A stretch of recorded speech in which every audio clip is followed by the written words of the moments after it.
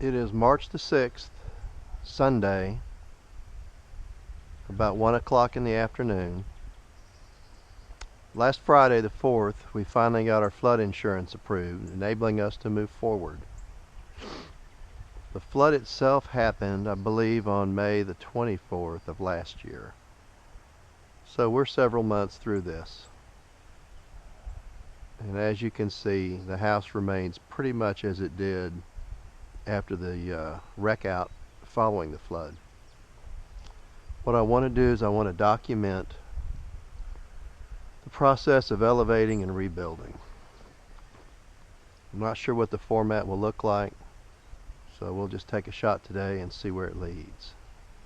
You may also notice the cabin is unrestored.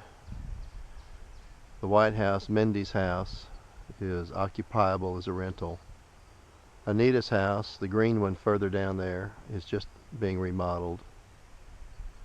And Betty Sue's house, immediately next door, should be ready to occupy in 3 or 4 weeks.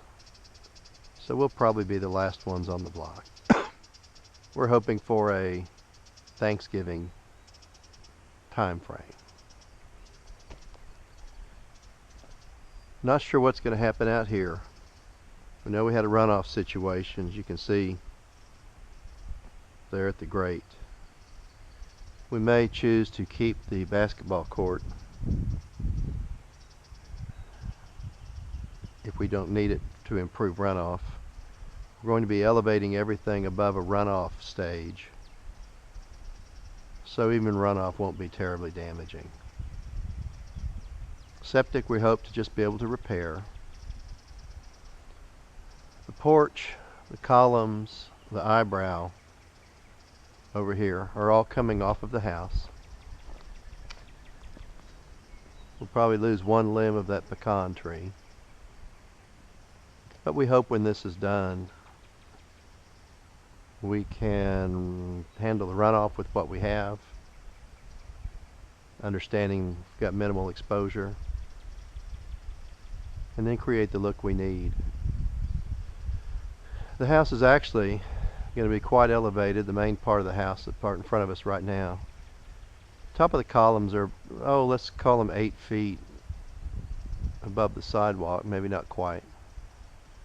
We're going to go up another 4 feet above that for our floor level, another 10 feet above that for our ceiling level. So we're going to be well up there. It's going to be pretty exciting. The floor level may be roughly at the peak of this portion of the house and then go up from there.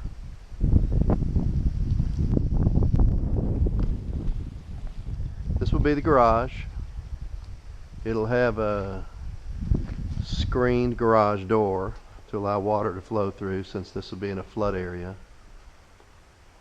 This area over here will be the parking area for the little Land Cruiser.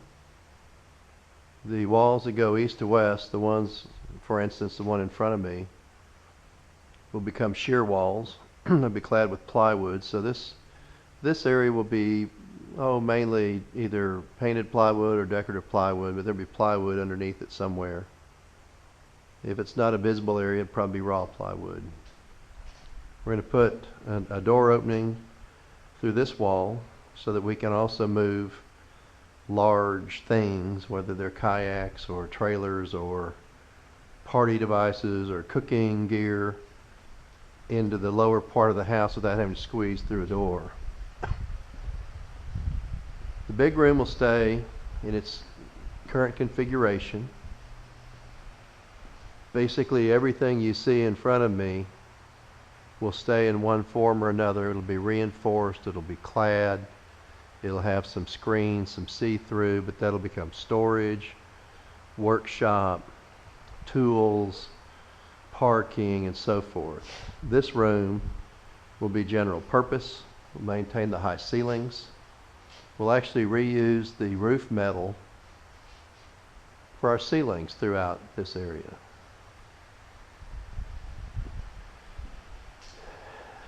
Whenever we get onto the house foundation, where I am now, this will be the basis for our new house.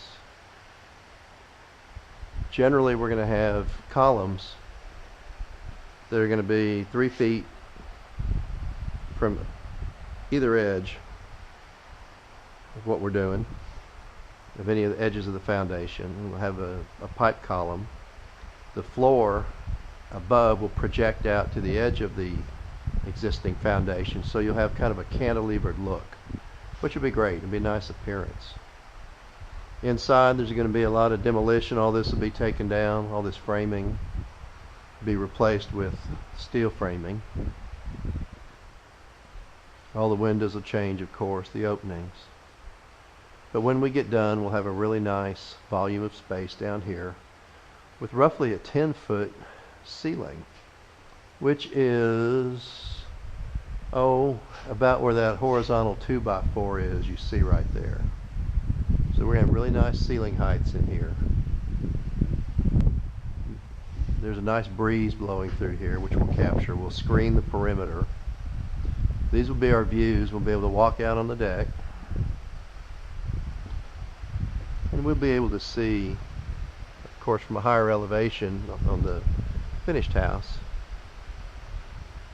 upstream and downstream on the creek. And unfortunately, the trees, many of the ones downstream, are gone that have opened up that view, but we've retained all of ours. You can still see we have mud down there to deal with on the patio. Peter's grass is growing in over there, so his erosion will stop. The redbud trees are coming out. The tree you see in front of me will be removed because obviously it's a hazard to the house. In fact, we cabled it years ago to keep it from falling on the house. Pretty much everything you see in front of me right now will be gone and replaced with a much elevated structure. The deck will remain, be repaired, maybe some deck boards replaced and painted, depending on the budget.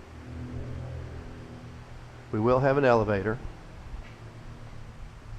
The elevator will be located somewhere, let's see, it will be somewhere about right here, just outside, behind me, outside of the house. And the stairwell will be exterior as well. I hope to have the framing taken down in the next week or two. Got volunteers that will do that. They're going to reuse the lumber, reclaim it to help build a house for another flood victim, and I could not be happier about that. This is the wife of Norman Abbott, one of our veterans that suffered from PTSD, who very much deserves a place to live. Their houses were absolutely destroyed. At least I have something to come back to. So that's where we're going with this. This is the first entry, what I hope to be many during the process. I don't know if it'll be weekly or bi-weekly or monthly, depending on the progress. But I hope to continue this until such time as the house is finished, so we can all kind of track the progress and be proud of it. So I'm going to sign off and look forward to the next session.